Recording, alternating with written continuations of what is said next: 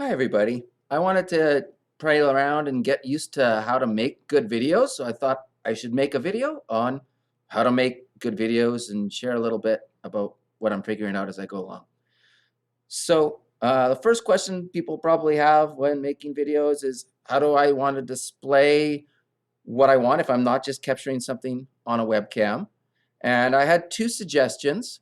The first one is, if you do have the smart notebook software that you're already comfortable with, that's a great way of recording what you want.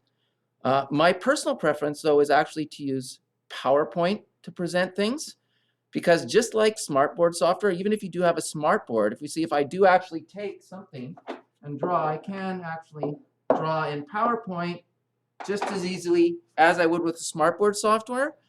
And I just find it easier to set up my slides beforehand with it. But notebook software is totally okay if that's what you're comfortable with as well. So the second question is probably, well, what am I going to use to record these videos and so that I can share them? If you are using smartboard and you have a smartboard and you have the software, you do have the smart screen recorder already there. So you may want to use that. It's a great way to go.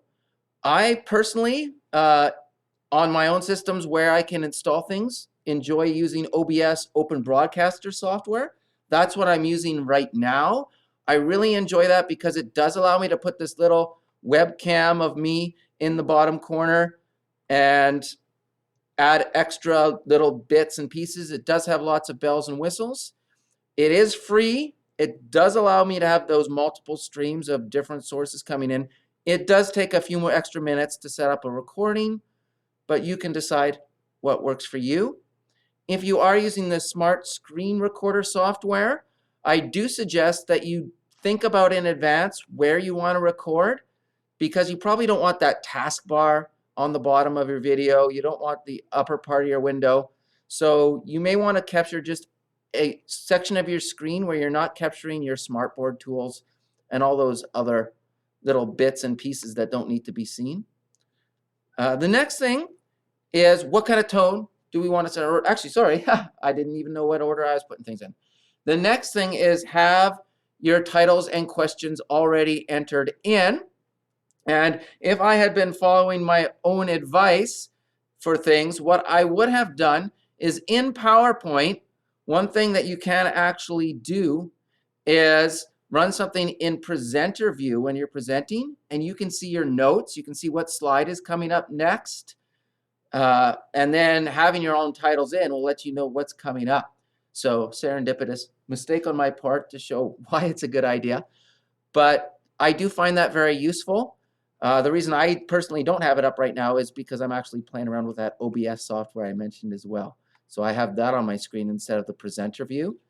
But if anybody doesn't know how, before you present something, you should make sure before presenting a slideshow, you turn on presenter view. And if you have two screens set up, you can see all your notes and everything that's coming up. So that's a great thing you can try doing as well. So you do want to consider what kind of tone you are going to set. You don't want to be sounding like a kindergarten teacher if you're teaching the grade 9 students. So a more down-to-earth tone is really good. And if you make a good point, do pause to let people consider what you just said or to answer a question. Yeah, so it's not necessarily a bad idea. And those are the ideas that occur to me right now. And as I come up with more, I will probably make another video and share that with you as well.